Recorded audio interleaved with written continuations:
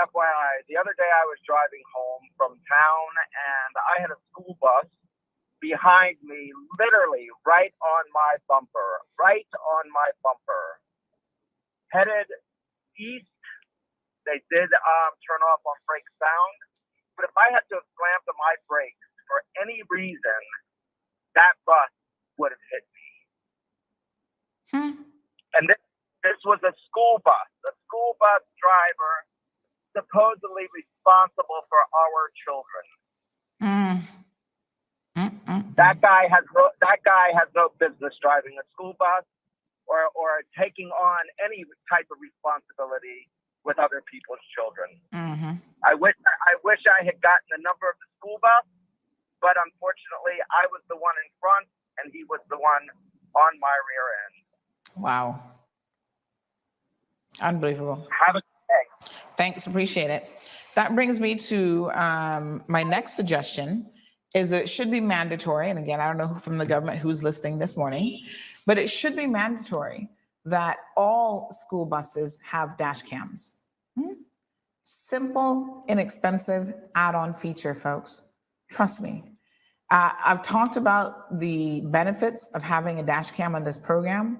I use one that actually has 3 cameras, and I think this is the exact one that the school buses should use, because then they're able to capture what happens inside the bus, outside the bus, in the front, and a rear view, right? Because inside the bus, there's all kinds of things going on in there as well. So 3-camera view, and any sort of traffic infractions that people running through, the bus stop signs or whatever, report those to the RCIPS immediately. It should be a serious offense to run a sign that the bus has put up that you need to stop and allow children to pass. And we shouldn't wait until, thankfully in this case, the children and the bus wardens and so on were fine, but we shouldn't wait to implement these things until there's a serious and even worse and serious accident where there's potential loss of life. How difficult is it to retrofit these buses to include seatbelts? I know that they don't come with seatbelts, but is this not a thing? Why are there not seatbelts on these buses? I don't know. And it doesn't take much, there's not much cushioning inside of a bus. Children can be easily injured. So let's see what happens. There's no word yet on whether or not this person has been arrested for dangerous driving. We're waiting on the authorities to update us on that. But I seriously hope that something can be done in relation to just general safety on not just our roadways, but specifically to school buses. Good morning, caller. Welcome to the program. Yeah, morning, Sandra. Morning. Was just a comment about the thing about the seatbelts in the school buses. I don't understand either, because even to the public buses don't have it either. I mean, some of them do have it, but they eliminate those things. I don't know if it's out of convenience or what. But in my belief of this is that because these people that are operating these vehicles supposedly to be safe drivers, but they're not always practicing safe driving.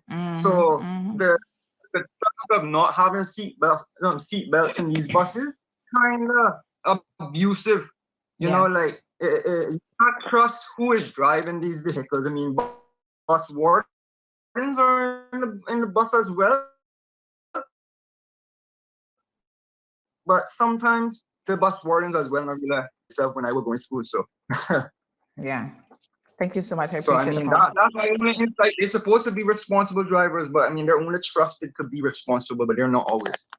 Wow. Thank you. I appreciate that. So there are complaints about the bus drivers themselves, not really, sometimes driving the best. That's horrible. And I think that any bus company, they have an obligation to ensure that they hire people. And again, put that dash cam, install that dash cam, because you'll be able to see exactly how your drivers are doing. That's your responsibility as the bus operator. There's just so many concerns around this whole thing. But to me, these are relatively easy concerns to fix, but we need them fixed ASAP before one day I'm sitting here reporting on the fact that we have some children that have lost their lives on a bus. We don't need to have that happen. And again, it's super, super easy to actually prevent. But, you know, we'll see what the authorities do in relation to this.